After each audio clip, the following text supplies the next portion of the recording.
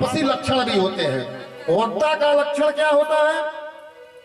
जो संयमी हो, भगवान नारायण सहित भगवान विष्णु का सेवक हो। और श्रोता का भी लक्षण बताते हैं कि श्रोता का भी 3 प्रकार के लक्षण होते हैं। श्रोता के भी 3 लक्षण होते हैं। पहला श्रोता का लक्षण क्या है?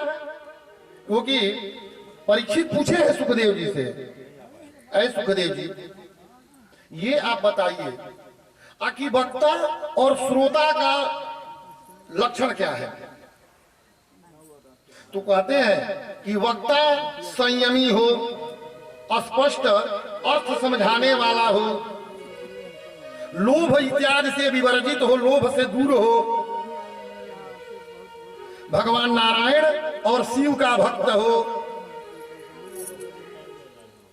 तो पूछते हैं कि श्रोता का, तो हमारे जो महाराज जी हैं बनारस वाले, वो कहते थे कि परीक्षित जी को तो सुखदेव जी ने बता दिया श्रोता के लक्षण कि श्रोता जिज्ञासु हो, उसको ये जानने की हमेशा इच्छा बनी रहे कि आगे क्या होने वाला है, आगे इसके बाद क्या होगा, इसके बाद क्या होगा, ये जिज्ञासु श्रोता है। लेकिन हमारे महाराज जी जो करपात्री जी हैं थे वो बनारस में, वो हमेशा कहते थे और अपने किताब में भी लिखे हैं कि श्रोता भी 3 प्रकार के हैं। पहला है श्रोता, जो हम कथा को कह रहे हैं वो सुन रहे हैं। और एक होता है श्रोता, वो कथा घर पर नींद नहीं आएगी उसको, लेकिन जो ही वो कथा में आएंगे उनको नींद से आवेशित हो जाएंगे। वो कहते हैं कि एक श्रोता, एक श्रोता और एक सरवता, जो किसी भी चीज को काटने की शक्ति उसमें रहती है। हमारे महाराज जी बनारस वाले कहते थे कि वो आप कुछ भी कहिए उस बात को काट देगा। उनकी सोच जो है यही है। इसलिए न सरवता बनिए न श्रोता बनिए, श्रोता बनिए। सोने के लिए मत आइए और बात काटने के लिए मत आइए, क्योंकि हमारे शास्त्र पुराण तर्क का विषय जरूर है, लेकिन कुतर्क का स्थान नहीं है। वेद व्यास जी के सामने ये प्रश्न हो गया कि आखिर ये 18,000 श्लोक बना है, इसको प्रचार प्रसार कौन करेगा भैया? तो अपने शिष्यों को बुलाते हैं वेद व्यास जी और कहते हैं कि सुनो, मेरा पुत्र बड़ा विद्वान है, लेकिन इस समय कहां है ये हमको पता नहीं है। एक काम है, तुम जा करके भागवत के एक श्लोक का 2 लाइन आप पढ़िए। जंगल में गाय चराने जाते हो तो 2 लाइनियां पढ़ना, पूरा मत पढ़ना। और यदि मेरा पुत्र होगा तो जरूर पूछेगा कि बहुत बढ़िया श्लोक है भैया, कहाँ है, कहाँ लिखा हुआ है, इसमें आप भगवान के आधे शरीर का वर्णन क्यों कर रहे हो? तो समझ जाना कि यही मेरा पुत्र सुखदेव है। और उनको पकड़ करके और बिभ्रदवासं करक कनक पिसां वैजयन्ती चमालौ रंध्रान वेणोरधर सुधया पूरयन् गोपवृन्दै बृन्दारण्यौ स्वपदरमणौ प्रविशत गीत कीर्ति। ये जो है वो पूरा श्लोक था। और वेद व्यास जी ने अपने चेलों को कहा कि इसका 2 लाइनियां ऊपर वाला बोलना। वरह पीडम नटवर बपुः कर्णयोः कर्णिकारं बिभ्रादवासं कनकपिसं वैजयन्ती चमालम। वो क्या बोले? आगे जा करके कहना कि कृष्ण भगवान वैजयंती की माला पहने हैं, कनेर के फूल से उनके शरीर सजा हुआ है, उनके कान में कुंडल है, और इतना ही गाते हुए तुम जाना, नीचा वाला मत पढ़ना 2 लाइनिया। पहले दिन लोग विद्यार्थी गए और जाकर के यही बात बोलने लगे इवरः पीडं नटवर वपुः कर्णयोः कर्णिकारं बिभ्रदवातं कनकपिशं वैजयन्ती चमालम। कोई नहीं बोला। शाम को जब वो लोग घर आए तो गुरुजी वेद व्यास जी ने पूछा, ये बताइए कोई टोका आप लोगों को? तो नहीं गुरुजी। फिर दूसरे दिन जाओ और दूसरे तब तक एक हाथ में कमंडल लिए हुए श्लोक क्यों बोल रहे हो? ये बहुत अच्छा श्लोक है, इसका छंद भी बहुत अच्छा लग रहा है, शब्द की भी इसका बहुत सुंदर है, लेकिन पूरा बोलो क्योंकि हमारे भगवान कृष्ण जो है वो बिना बांसुरी के अधूरे हैं। आप इसलिए तो चलिए मैं आपके गुरु जी के पास चलता हूँ, लेकिन नीचे वाला आप सुधार दीजिए। तो विद्यार्थी कहते हैं, हे महाराज ये नीचे वाला भी मुझे याद है, लेकिन आपको खोजने के लिए मैंने आधा श्लोक ही बोला। तो कहते हैं कि बताओ नीचे वाला क्या है? तो वही बोलते हैं, इवरः पीडं नटवर वपुः कर्णयोः कर्णिकारौ बिभ्रदवातं कनकपिशं वैजयन्ती चमालम् अरन्ध्रान् वेणोरधरसुधया पूरयन् गोपवृन्दैः वृन्दारण्यं स्वपदरमणं प्रविशत् गीतकीर्ते। और बहुत खुशी से सुखदेव जी को मैं लेकर के अपने पास रखूंगा। मैं इतना बड़ा भगवान नारायण कृष्ण का भक्त हूँ कि ऐसे ऐसे श्लोक को सुन करके मैं मंत्रमुग्ध हो गया हूँ। और वहीं वेद व्यास जी कि हम किसको सुनाए, आखिर हमको भी तो किसी को सुनाना है, हम किसको सुनाए? अपने अपने में आनंद ले रहे हैं, खुशी है, और खुश होकर के सुखदेव जी स्वयं अपने आप में आनंदित हो रहे हैं। और आनंदित होकर के वो जो है पढ़ रहे हैं। और तब तक अब भागवत बन गया, सुनाने वाले के पास चला भी गया, लेकिन सुनने वाला कोई मिल नहीं रहा है, क्योंकि भागवत के श्रोता आतुर होना चाहिए, सुनने के लिए व्याकुल होना चाहिए। सुखदेव जी से पूछे है परीक्षित कि हे सुखदेव जी, भागवत की कथा सुनने के लिए किस प्रकार की जिज्ञासु भक्त चाहिए? तो कहते हैं, प्रमाण क्या देते हैं कि जैसे किसी को पानी में ले जाइए और उसके सिर को उसमें डुबा दीजिए और 1 सेकेंड के बाद कहिए कि आप बाहर आइए, तो जो कष्ट उनको उस पानी में 1 सेकेंड के लिए हुआ है और बाहर निकलने पर जिस प्रकार की खुशी हो रही है, उसी प्रकार की भक्त की आवश्यकता है, जो जिज्ञासु हो, जानने के लिए उत्सुक हो। और ऐसे भक्त सुखदेव जी को मिल ही नहीं रहे हैं। और सुखदेव जी बैठे हैं और अब जो है, और इधर राजा परीक्षित की तरफ अब कथा चलेगी, क्योंकि मैं भागवत में धीरे धीरे क्रमशः प्रवेश कर रहा हूं। और उस प्रवेश के, क्योंकि भागवत बन गया, श्लोक पढ़ रहे हैं और 18,000 श्लोक पढ़ करके आनंदित हो रहे हैं और इंतजार कर रहे हैं कि इसके असली श्रोता कब मुझको प्राप्त होंगे, तब मैं लोगों को सुनाऊंगा। भागवत बन गया, सुखदेव जी के पास भी आ गया और स्वयं कब के आनंद ले रहे हैं और कृष्ण के भक्ति में और भी लीन हो जाते हैं सुखदेव जी।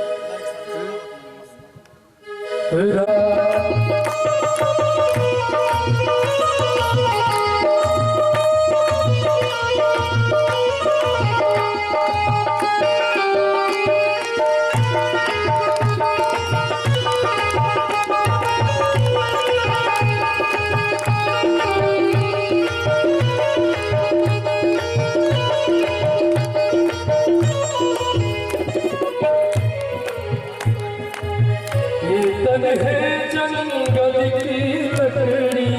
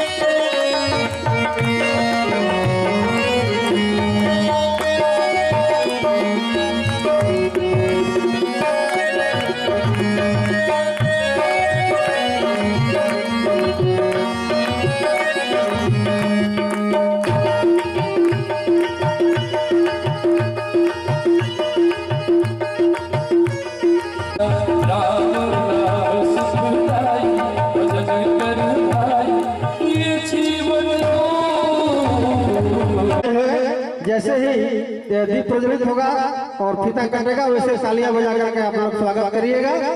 जो भी हम लोग हैं भगवान के भक्त से आग्रह है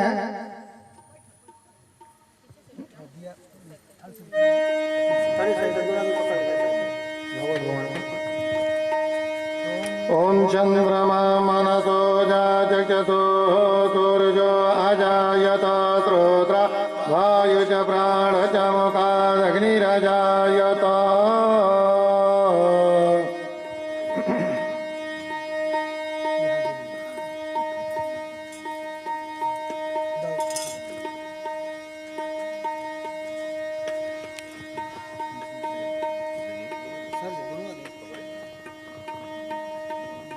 जैसे फीता कटेगा ताली बजाइएगा प्लीज। बोलिए भागवत भगवान की जय। आप पुष्पांजलि देकर के भागवत जी के पास भेजिए और स्वागत के लिए जो ऊपर भेज दीजिए यहाँ चढ़ा करके। हम प्रणतपाल भवाब्धिपोतम वंदे महापुरुष ते शरणारविंदम। मैं अपने महाराज जी द्वारा सुस्वागत अपने आदरणीय अपने गार्जियन डॉक्टर वीके सर और श्री सैनिक संघ अध्यक्ष श्री रामनाथ सिंह सर से स्वागत हमारे खुद महाराज जी कर रहे हैं। हमारे लिए बड़ी गर्व की बात है और हम धन्य हो गए सर आने से आपके। हम धन्य हो गए सर आने से आपके। कलियों में फूल उगाने से आपकी भागवत कथा का आनंद तो उतना ही आएगा जब गुल में गुलशन खिलाकर चले जाए आप।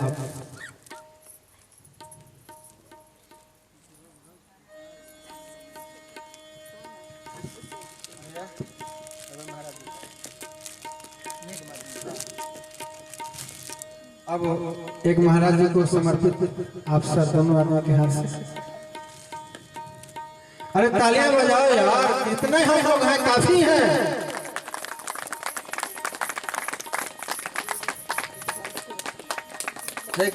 हाँ सामने आ जाए। क्या हुआ? भगवान की वास्तव में हमारे कि मृत्यु के सानिध्य में जाने के बाद भी अपने ज्ञान के द्वारा उनको इस मृतलोक में विचरने लायक बना देते हैं। ये कलयुग के भगवान ही है। और मैं भागवत भगवान से ये प्रार्थना करूंगा कि हमारे जो ये युगल यजमान आकर के भागवत भगवान की पूजा किए, इनको भगवान ऐश्वर्यवान धनवान आयुष्मान बनाए। और मैं चाहूंगा सर से 2 मिनट अपने मुखारबिंद से कुछ आशीर्वाद सर बोल।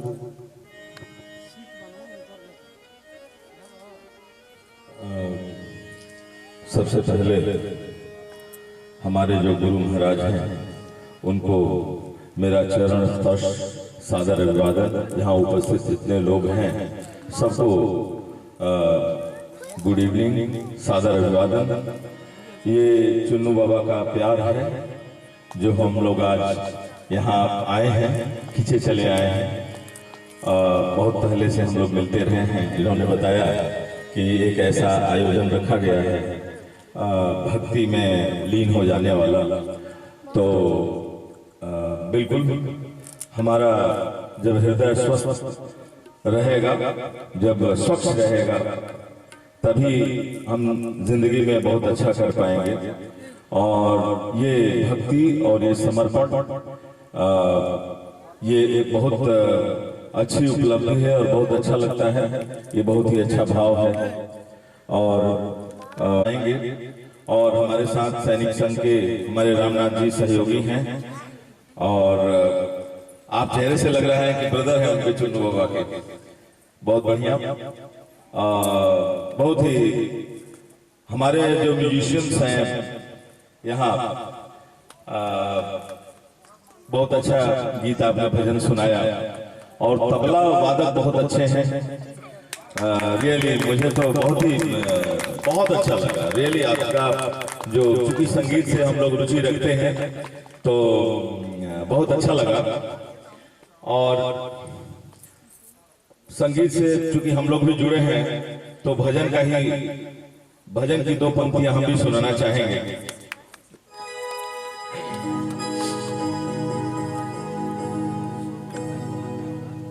मेरे मन मेरा तन मेरा मेरे रोम रोम में राम रे, राम सुमिर ले ध्यान लगा ले, छोड़ तू जग की काम रे, बोलो राम बोलो राम बोलो राम राम राम। मेरे मन में राम तन मेरा, मेरे रोम रोम में राम रे, राम सुमिर ले ध्यान लगा ले, छोड़ तू जग के काम रे, बोलो राम बोलो राम बोलो राम राम राम रे, बोलो राम बोलो राम बोलो राम राम राम।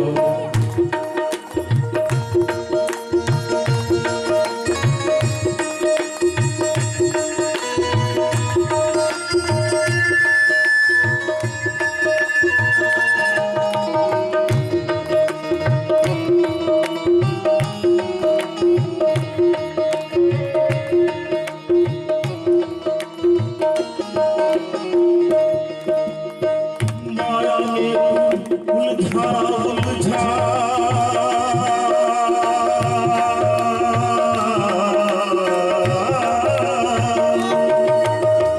माया में उलझा उलझा दर दर ठोकर खाए, अब क्यों रो रहा मूर्ख जब माया साथ छुड़ाए। भूल गया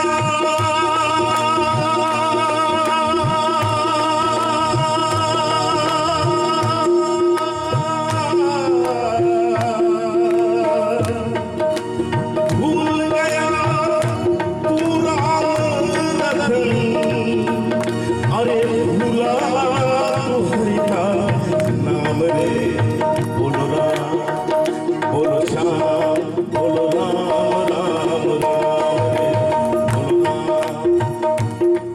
बोलो श्याम श्याम श्याम। मेरे मन में राम तन मेरा, मेरे रोम रोम में राम रे, राम सुमिर ले ध्यान लगा ले, छोड़ जग के काम रे, बोलो राम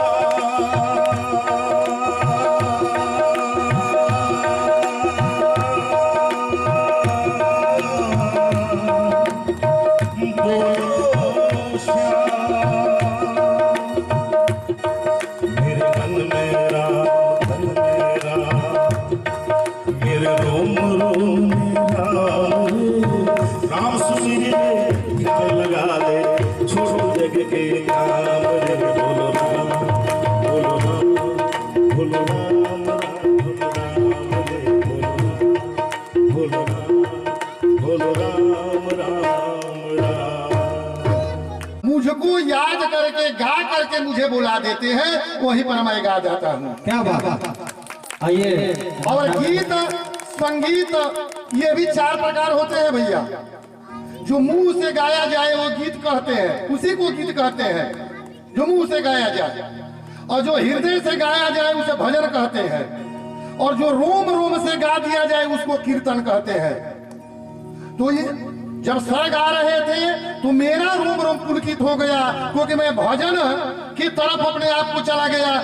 मैं ये कुछ समय के लिए ये सोचने पर मजबूर हो गया कि मैं भागवत कहने नहीं आया हूँ, और मैं भजन में इतना लीन हो गया। आइए तालियों के साथ स्वागत। और आज में थोड़ा सा 2 मिनट का शब्द लेते हुए गुरु महाराज से क्षमा चाहेंगे। रामनाथ सर से आग्रह है। भागवत पीठ और भागवत के वाचक हमारे गुरु जी के चरण में प्रणाम। और यहाँ पर जितने भी हमारी माताएं और बहनें और हमारे साथी लोग आए हैं उनको भी प्रणाम है। हम यहाँ पर बहुत शुभ कार्य है।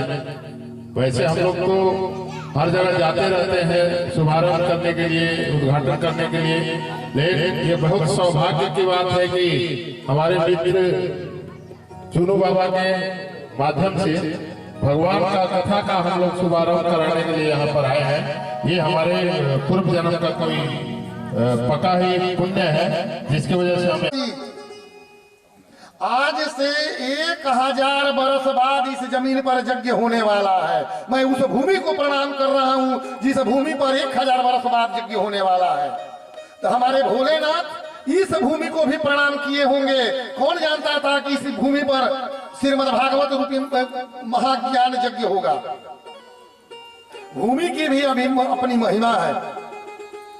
और जब विद्वान लोग कहते हैं कि जन्म जन्मांतर कल्प कल्पांतर का जब पुण्य इकट्ठा होता है, तब भागवत के एक श्लोक, आधा में भी आधा श्लोक सुनने को मिलता है। एक जन्म से नहीं मिलेगा। एक जन्म का यदि पुण्य भी इकट्ठा हो जाए तो आपको भागवत, श्रीमद् भागवत सुनने का अवसर नहीं मिलेगा। यदि आप सोच रहे हैं कि अभी क्या भागवत सुनना है, अभी तो मैं युवा अवस्था में हूं, जब वृद्धावस्था आएगी तो मैं भागवत यज्ञ इत्यादि कर दूंगा, तो हमारा शास्त्र क्या कहता है कि जब तक आपका शरीर आपके वश में हो और आपका धन आपके वश में हो, तभी तक तुम धर्म कर सकते हो। यदि आपका ही धन आपके पुत्र और पतोहू के वश में हो जाए तो आपको देगा ही नहीं, कहेगा कि इसी को हम अपने बुढ़ापे में करेंगे। इसलिए जब तक आपका शरीर आपके वश में हो कि हम उठकर चले जाएं, खड़ा हो जाएं, अपने नहा लेंगे, अपने शौच क्रिया इत्यादि नित्य कर्म कर लेंगे, तभी तक तुम धर्म कर सकते हो। और आपका धन और शरीर जब तक आपके वश में है तभी तक कर सकते हो। लेकिन वहीं जब शरीर आप सोचे हो कि बुढ़ापे में करेंगे, तो ये शरीर ही आपके बेटे और पतोहू के बस में चला जाएगा। वो उठाएंगे तो आप उठेंगे, वो बैठाएंगे तो आप बैठेंगे। और जब आप यज्ञ को कहिएगा तो कहेंगे कि ये बेकार के बातों में मत पड़िए, अभी आप तुरंत थोड़े मर रहे हैं, बाद में देखा जाएगा। इसलिए भक्ति, जब तक आपके पास धन और शरीर की शक्ति है तभी तक आप इसको कर सकते हैं। राजा परीक्षित, फिर मैं भागवत की तरफ चल रहा हूं। और परीक्षित का अर्थ होता है पररक्षितः इति परीक्षितः, जो दूसरे के द्वारा रक्षा किया जाए उसका नाम परीक्षित है।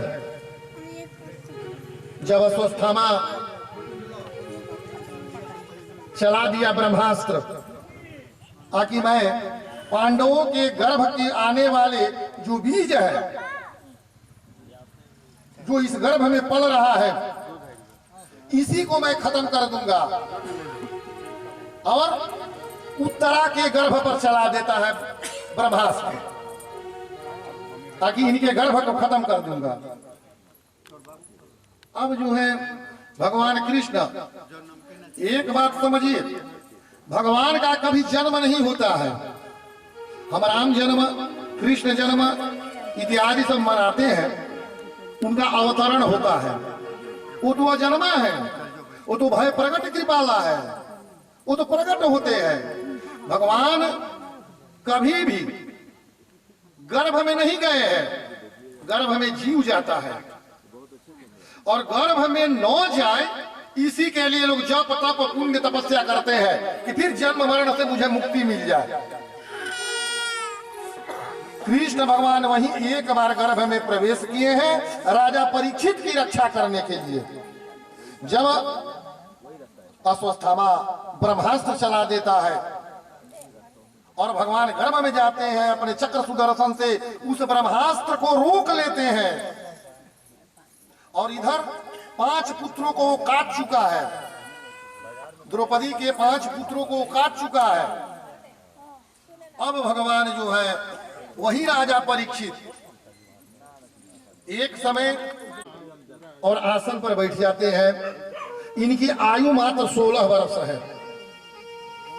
और राजा परीक्षित जब राजा बन जाते हैं तो जा करके और सबसे पहले जंगल में जाते हैं। कुछ दिन के बाद वहां पर शिकार खेलते हैं, जो राजाओं का स्वभाव है। उस स्वभाव के अनुसार वो शिकार को खेलते हैं। जब उधर से चलते हैं तो क्या देखते हैं कि एक बैल है और एक गऊ है। गाय के बैल के 3 पैर टूट चुके हैं और एक काला कलूटा आदमी जो राज मुकुट धारण किया हुआ है, वो वहां पर उस गाय के और बैल को मार रहा है। राजा परीक्षित जो है वो जा करके और कहते हैं कि अरे मूर्ख, तुम क्यों मार रहे हो? मैं तुम्हें अभी वेध करता हूं, अभी मैं तुम्हें मारता हूं मेरे राज्य में। अच्छा, पहले ये भी बात बता दूं कि द्वापर में या उसके पहले वर्ण व्यवस्था थी हमारे यहाँ, लेकिन जाति व्यवस्था नहीं थी। वर्ण व्यवस्था थी ब्राह्मण, क्योंकि भगवान यजुर्वेद में कहे हैं कि ब्राह्मणोच्च मुखमासीत् बाहुराजन्यः कृतः ऊरुतर सजद वैश्यः पदव्यां शूद्रो अजायत। इस मनुष्य के शरीर में ही चारों वर्ण मौजूद है। ब्राह्मण की उत्पत्ति भगवान के मुख से हुई, क्षत्रियों की उत्पत्ति हाथों से हुई, वैश्य की हृदय से हुई, शूद्रों का पैर से हुआ। एक ही शरीर में सब है। कभी आप पहले नहीं सुने होंगे कि दशरथ सिंह, कृष्ण यादव, फलाना वशिष्ठ जी उपाधि, या कुछ नहीं। वर्ण व्यवस्था थी, जाति व्यवस्था नहीं थी। तो उसी में जा करके वहां पर एक समीक मुनि है, आगे उनके आश्रम पर कथा को जाएगी। राजा परीक्षित उस काले कलूटों को मारने के लिए जो ही तैयार होते हैं, वो हाथ जोड़ करके प्रार्थना करता है कि हे प्रभु, आप मुझे मत मारिए। हे राजन, मैं कलियुग हूं और कलियुग का प्रादुर्भाव हो चुका है। कल तक द्वापर था, आज क्यों? क्योंकि मैं कलियुग हूं, मेरा युग आ गया है। तो कहते हैं कि तुम 4 जगह पर जाकर के निवास करो। और ये गाय लंगड़ी क्यों है? ये बैल इतना पैर से कमजोर क्यों है? वो बैल जो है धर्म है। तो कहते हैं कि धर्म के 4 पैर होते हैं। धर्म के 4 पैर होते हैं। पहला पैर क्या है? धर्म के पहला पैर है पवित्रता। इसी प्रकार से चारों पैर जो है वो विकलांग हो चुका है कलयुग में धर्म, इसलिए मैं इनको प्रताड़ित कर रहा हूं। कहते हैं कि तुम यहां से भागो, न दया है, न क्षमा है, न तप है। ये सब धर्म के पैर है। कलयुग में ये सभी समाप्ति की तरफ जाएंगे। हे राजन, वो कहते हैं कि तो पर भी तुम यहां नहीं रहोगे। तो कहता है कि मुझे स्थान दीजिए। धर्म के कौन कौन 4 पैर हैं? तो सत्य, पहला सत्य समाप्त हो जाएगा। सत्य समाप्त, कुछ बचा है। दया समाप्त, तप समाप्त, पवित्रता समाप्त। और पवित्रता कैसे कहते हैं कि आप पवित्रता समाप्त हो गई महाराज जी?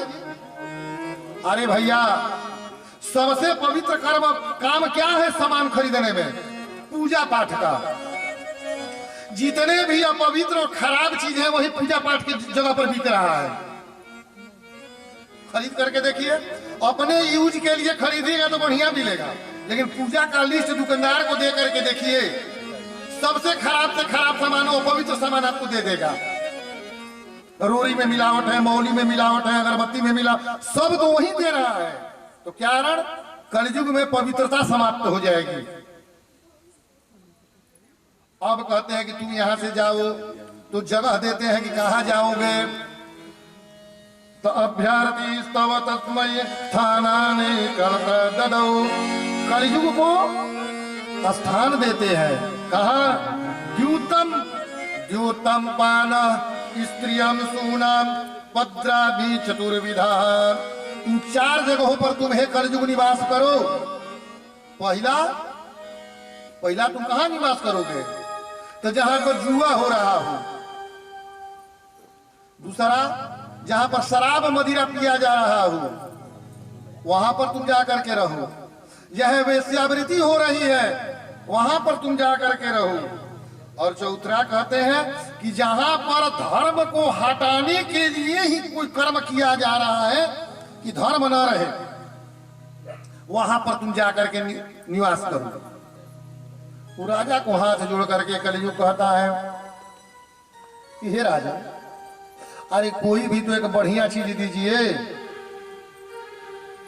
आप जितने भी खराब स्थान है वहीं आपने हमको दे दिया।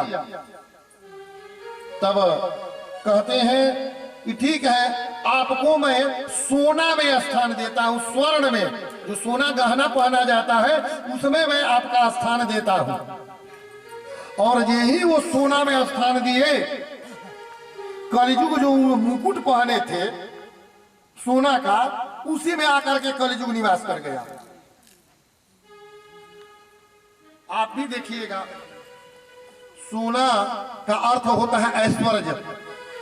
जहां ऐश्वर्यता बहुत ज्यादा आ जाती है वहां पर कलिकाल बहुत पहले आ जाता है।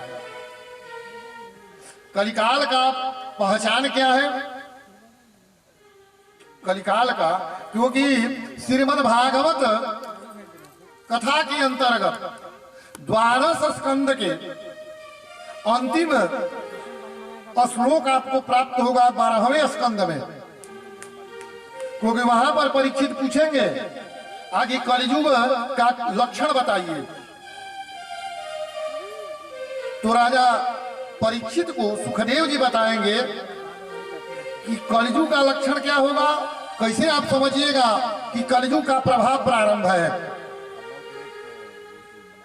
सुखदेव जी कहते हैं कि अपना भाई बैरी लगे और शाल्यकः बुद्धिदायक, सार बुद्धि को देने वाला हो जाए।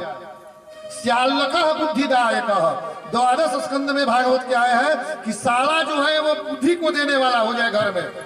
अपना भाई बैरी लगने लगे, सुंदर बात जो है वो खराब लगने लगे, उपदेश वाली बात पर आपको क्रोध आने लगे, आपके हित में जो कहे उसे आप विरोधी मान लें। यह कलिकाल का लक्षण है।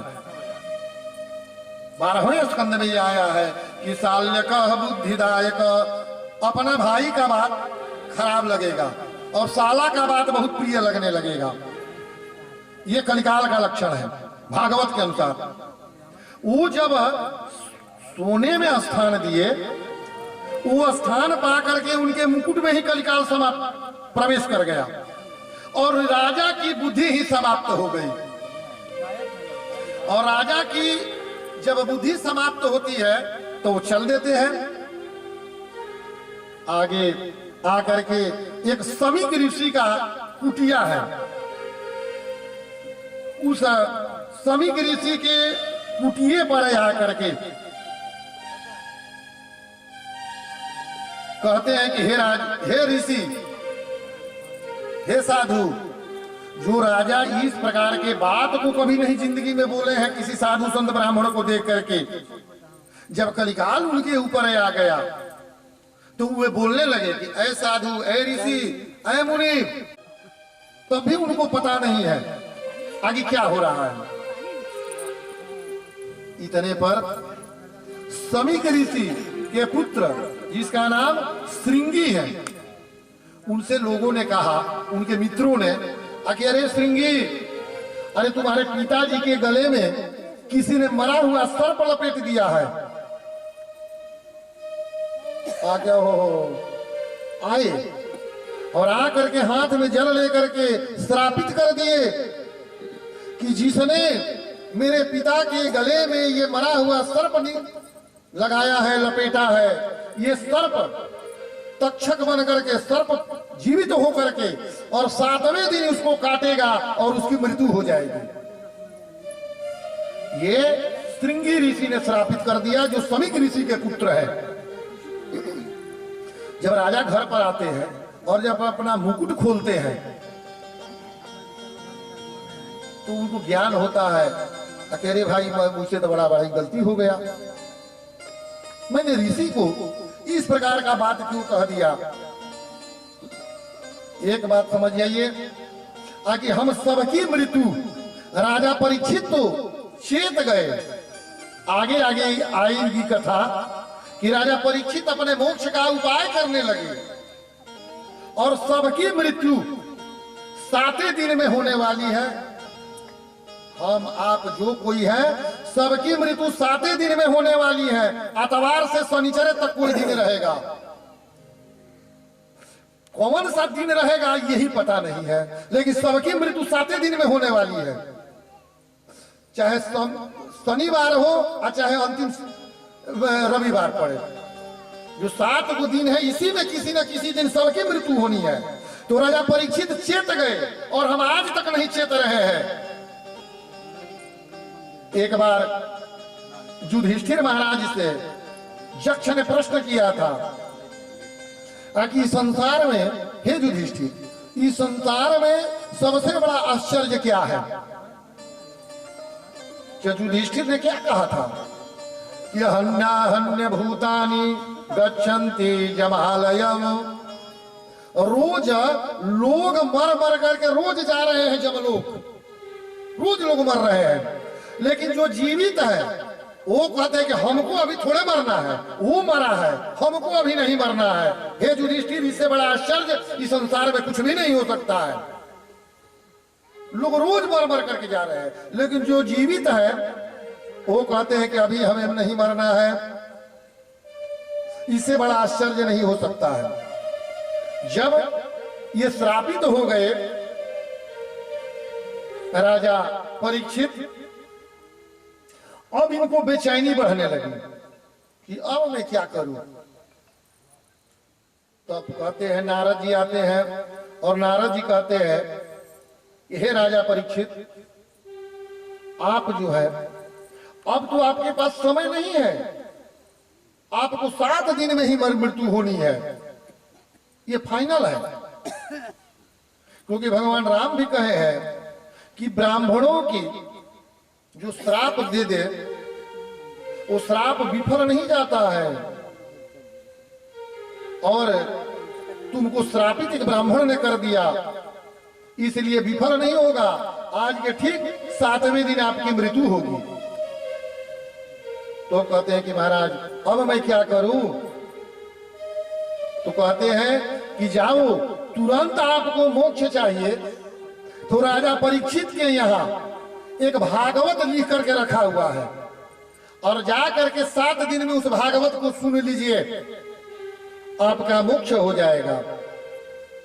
तुरंत जो राजा रथ से घोड़े से नहीं उतरे थे ब्राह्मण के यहाँ जाने के लिए, वो राजा आज नंगे पांव सुखदेव जी के यहाँ जा रहे हैं और जा करके उनसे प्रार्थना कर रहे हैं, विनती कर रहे हैं कि हे महाराज, आप मुझे ये श्रीमद् भागवत जो है वो आप मुझे सुनाइए, क्योंकि आज के 7वें दिन मुझे मरना है और मैं मृत्यु से तो नहीं डरता हूं, लेकिन कलंक से जलता हूं और पाप से डरता हूं कि कहीं मेरा अधोगति न हो जाए, मैं नरक में न चला जाऊं, इसलिए आप मुझे श्रीमद् भागवत सुनाइए। और एक बात आप लोग भी ध्यान दीजिएगा, जिस पर आप लोग अपने आप को, चाहे कोई भी हो, यदि उस संबंध की परीक्षा की जाए तो वास्तव में उसका अर्थ मालूम पड़ता है। कैसे? एक पुत्र है, एक साधु जी थे, विद्वान लोग यहां पर यही दृष्टांत देते हैं कि एक साधु जी थे, गांव के बाहर मंदिर था, उसी मंदिर में वो साधु जी बैठे थे। एक लड़का दौड़ते हुए जा रहा था, उस लड़के से महाराज जी ने कहा, हे बाबू, अरे आज मेरी तबीयत बहुत खराब है, तुम जो है मेरे मंदिर की आरती कर दो। वो कहता है कि महाराज जी, मैं यदि आपकी आरती में बच जाऊंगा तो नहीं जाऊंगा तो मेरी पत्नी भोजन नहीं करेगी, मेरी माता पिता कोई भोजन नहीं करेगा, सब लोग उपवास रह जाएंगे, मेरे पिताजी रोने लगेंगे, मेरी पत्नी गड़बड़ा जाएगी। उस समय टेलीफोन का जमाना नहीं था, नहीं तो बता देता कि मैं यहीं पर मंदिर में हूं, इसलिए मेरे माता पिता जो है वो बहुत घबरा जाएंगे। साधु जी कहते हैं कि तुमको अपने माता पिता पर बड़ा गर्व है, कहते हैं ये तुमको मैं सुना देता हूं, ठीक है। वो थोड़ा सा वो जड़ी उड़ी घास थी उसको खिला दिए साधु जी। लड़का जब घर पर गया तो उनको बहुत बुखार हुआ। अब घर के वैद्य डॉक्टर को बुलाया गया, अगल बगल के लोगों ने दवा दी, लेकिन बुखार कम नहीं हुआ। अब डॉक्टर ने कहा कि ये मरने से अब नहीं बच पाएगा। तब तक लोगों ने कहा कि गांव के बाहर जो मंदिर है उस मंदिर पर एक साधु जी रहते हैं, उस साधु जी को बुला दिया जाए। साधु जी को बुलाया जाता है, कहा जाता है, उसके माता पिता पत्नी सब कहती हैं कि साधु जी मेरा यही एकलौता पुत्र है, आप इसको देखिए, कोई मालूम पड़ रहा है कि कोई रोग वोग हो गया है, इसकी बुखार बहुत ज्यादा है, इसलिए कोई आप उपाय कीजिए। साधु जी और लड़का सब सुन रहा है, बेहोश है लेकिन सुन रहा है। साधु जी कहते हैं कि एक काम है, मैं इसको तो जिला दूंगा, लेकिन एक कटोरे के पानी में मैं इसके बुखार को निकाल देता हूं, लेकिन एक किसी को ये पीना पड़ेगा, लेकिन जो पिएगा वो मर जाएगा। अब तो समस्या हो गई। महाराज जी कटोरा का पानी मंगाए, पिताजी से पूछते हैं कि आप इसके पिता हैं, आप पानी पीजिएगा, पी लीजिएगा। वो कहते हैं कि महाराज जी मैं यदि पानी पीऊंगा तो मैं भगवान नारायण के साक्षी मान करके और अपनी पत्नी का हाथ पकड़ा हूं। मेरे मरने के बाद मैं अपने पतोहू के बारे में जानता हूं, वो इनको कुछ नहीं करेगी, प्रताड़ित करेगी, मारेगी, इसलिए मुझे जीना बहुत जरूरी है। उनकी पत्नी से कहते हैं साधु जी, अरे भगवान तुम्हारा ये पुत्र है, तुम ही इस पानी को पी लेना। वो कहती है कि नहीं नहीं, मैं भी नहीं पी सकती हूँ, क्योंकि मैं भी अपनी पतोहू को जानती हूँ, वो भी इनको कुछ नहीं करेगी, प्रताड़ित करेगी, मारेगी, खेदेगी, भोजन नहीं देगी, तो कौन पिएगा। उनकी पत्नी से कहते हैं अच्छा ये बताओ तुम ही पी लो, अरे तुमको ये बहुत मानता है, तुम भी इसको मानती हो, बहुत प्रेम करती हो। तो कहती है कि ये महाराज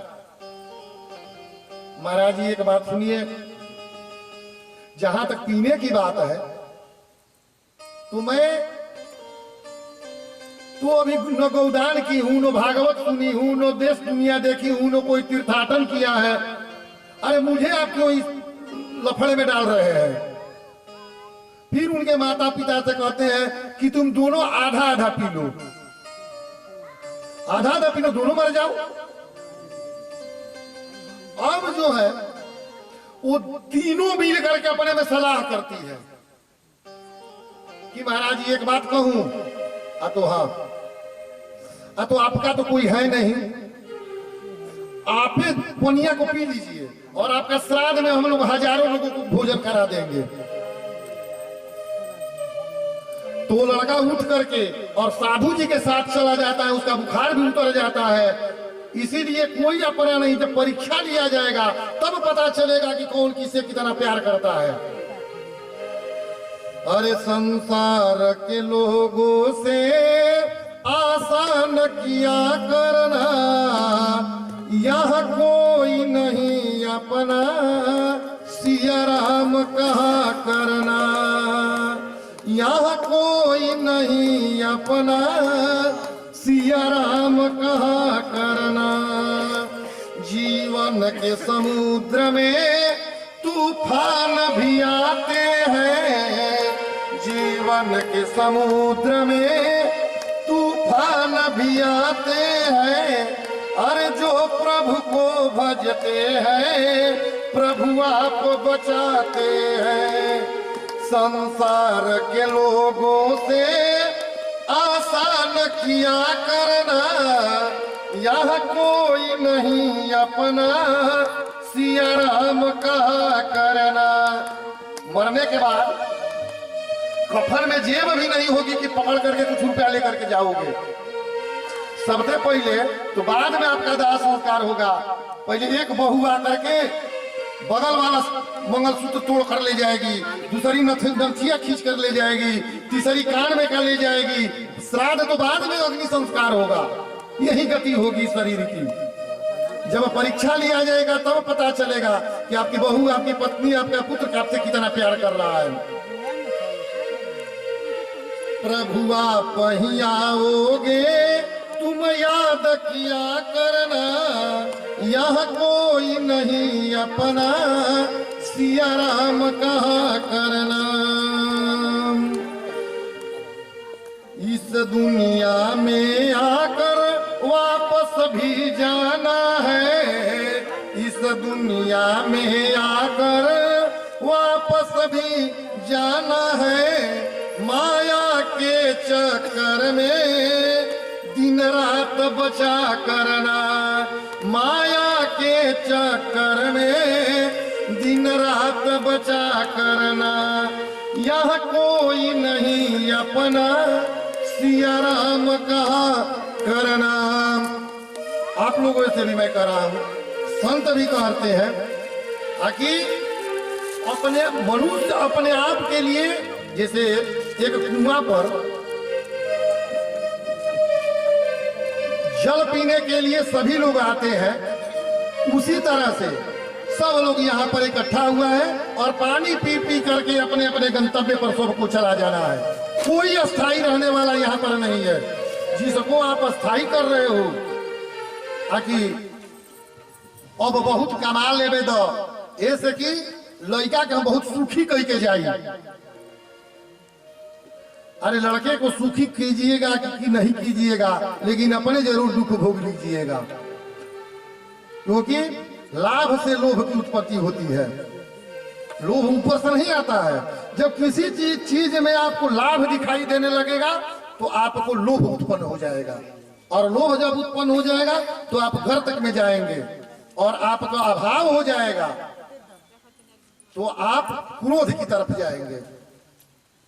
राजा परीक्षित जा करके और उनके सामने हाथ जोड़ करके बैठ जाते हैं और अपने शरीर को, अपने मन और वाणी को मिला करके, क्योंकि वो जान गए कि आज के 7वें दिन हमको मरना है, तो अपने मन को शांत करने के लिए और भगवान के प्रति नेह करने के लिए कीर्तन करते हुए और कथा को यहाँ से परीक्षित श्रवण कराना प्रारंभ करते हैं। जीवन बना पगला, जीवन बना पगला, हरि गुण गाते, जीवन बना पगला।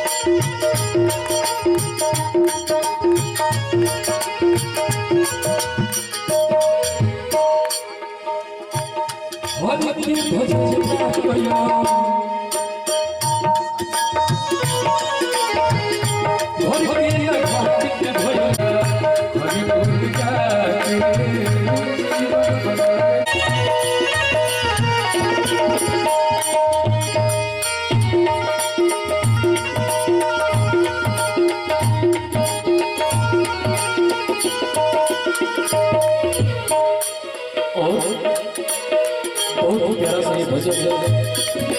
हरि गुण गा के जीवन बना दे पगला। ये गीत संगीत हमारे गायक ठाकुर जी का गाया हुआ है। बहुत ही प्यारा सा पद है। हाँ गा मेरे दास गई तेरी माहौल हो गई इसकी जीवन बना ले पगला। दिया जमा के जीवन बना ले पगला। हरि गुण गा के जीवन बना ले पगला। हरि गुण गा के जीवन बना ले पगला। हरि गुण गा के जीवन बना ले पगला। हरि गुण गा के जीवन बना ले पगला। हरि गुण गा के जीवन बना ले पगला। हरि गुण गा के जीवन बना ले पगला। हरि गुण गा के जीवन बना ले पगला। महाराज की जय। आज अभी हमारे विद्वान के द्वारा पुष्पाहार से पुनः मेरा स्वागत किया गया, इसके लिए मैं आभार और आशीर्वाद प्रदान करता हूँ। ज्ञान वैराग्य को जगाने के लिए वो सौनक आदि ऋषियों से चल देते हैं भेंट करने के लिए नारद जी, और सौनक आदि ऋषि जो है वो बैठे हुए हैं। उनसे कहते हैं कि हे महाराज में है, आपको क्यों नहीं है मोक्ष कराएगा, निश्चित आपको मोक्ष होगा। थोड़ा सा बल आता है। मैं पहले ही बताया कि डॉक्टर के पास कोई जाता है तो डॉक्टर कहता है कि ऑपरेशन करना पड़ेगा, तो पेशेंट हो या उसके गार्जियन यही ना कहते हैं कि कितना आप गारंटी लेते हैं, कितना चांस है बचने का। तो डॉक्टर कहता है कि नहीं नहीं, इस प्रकार का केस मैं बहुत बार किया हूं, सभी लोगों का ठीक हो गया। वही हाल राजा परीक्षित का है। परीक्षित भी यही बात पूछ रहे हैं कि किस कोई ठीक हुआ है कि नहीं। तो वही ज्ञान वैराग्य की कथा जो है वो सुनाते हैं सुखदेव जी। नारायण तीर्थ में सौनक आदि ऋषियों को सूत जी सुना रहे हैं। सनत सनातन सनत कुमार ज्ञान वैराग्य को सुना रहे हैं। सुखदेव जी राजा परीक्षित को सुना रहे हैं, और वक्ता जो है अपने श्रोता को सुना रहा है। एक समय में यही 4 जगह पर ये कथाएं हमेशा चलती रहती है। राजा वहीं पर कह रहे कि तुंगभद्रा नामक एक नदी है। अब सुखदेव जी कथा को आप ध्यान से सुनिए। सुखदेव जी राजा परीक्षित से कह रहे हैं कि एक तुंगभद्रा नामक नदी है, इस समझ से आपको पुत्र सुख नहीं है। कहते हैं कि नहीं है तो मैं घर नहीं जाऊंगा, मैं अपना प्राण दूंगा। अब वो ऋषि बड़े फेरे में पड़ जाते हैं कि जब ये प्राण देगा तो ये आत्महत्या का जो पाप लगेगा मुझे लग जाएगा कि मेरे सामने ये कह करके प्राण दिया। इससे बचने के लिए, और बार बार वही वो ब्राह्मण आत्मने ब्राह्मण कह रहे थे कि धिग जीवितम प्रजाहीनम धिग गृहम प्रजाविनाम धिग धनम चानपत्यस्य धिग कूलम संतति विनाम। तब अंत में विवश होकर के वो ब्राह्मण ने एक फल दिया, आकि ले जाओ और अपनी पत्नी को ये फल खिला देना, वो निश्चित ही गर्भवती हो जाएगी। देखिए इस संसार में, जिस संसार में हम लोग जी रहे हैं, पुत्र ना होना कष्ट है, और पुत्र होकर के मर जाए उससे बड़ा कष्ट है, और पुत्र होकर के मूर्ख हो जाए उससे बड़ा कष्ट हो ही नहीं सकता। कहते हैं क्या प्रिय, आज मैं जंगल में गया था, पुत्र प्राप्ति की तपस्या कर रहा था बहुत दिनों से। आज एक ब्राह्मण से मुझे भेंट हुआ। वो ब्राह्मण ने फल दिया, तुम स्नान करके इस फल को खा जाओ, तुम गर्भवती हो जाओगी और तुम्हें पुत्र की प्राप्ति हो जाएगी। जब तुम गर्भवती होगी तो मुझे और तुमको पुत्र होगा, और मैं उस दिन से पिता बन जाऊंगा। स्कूल में मैं पढ़ी हुई हूँ।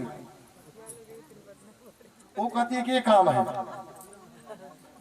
धुंधली की बहन कहती है कि देखो मुझे पुत्र, मैं गर्भवती हूँ, मुझे पुत्र होने वाला है, तुम ये फल गाय को खिला दो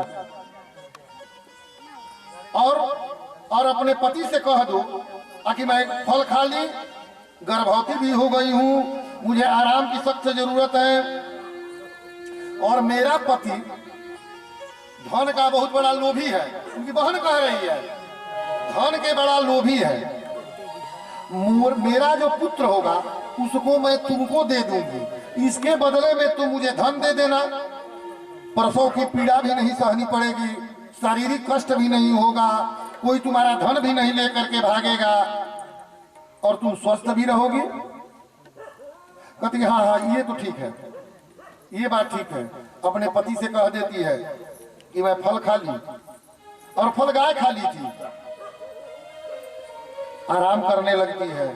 समयानुसार 9वें महीने, और उसकी पत्नी जो है, बहन जो है, वो कह देती है कि मेरा 6 महीने का गर्भ खराब हो गया, और घर में अपनी बहन की सुरक्षा के लिए चली आती है। और यहाँ आकर के जब उसको पुत्र होता है तो वो पुत्र अपने बहन को दे देती है, धुंधली को। ब्राह्मण देवता बड़ी प्रसन्न होते हैं, मुझे पुत्र हो गया, बड़ी खुशी मनाते हैं। और उस पुत्र का नाम रखा जाता है धुंधकारी। धुंधली के पुत्र जो उनकी बहन का पुत्र था, उनका नाम रखा जाता है धुंधकारी। और इधर 2-3 महीने के बाद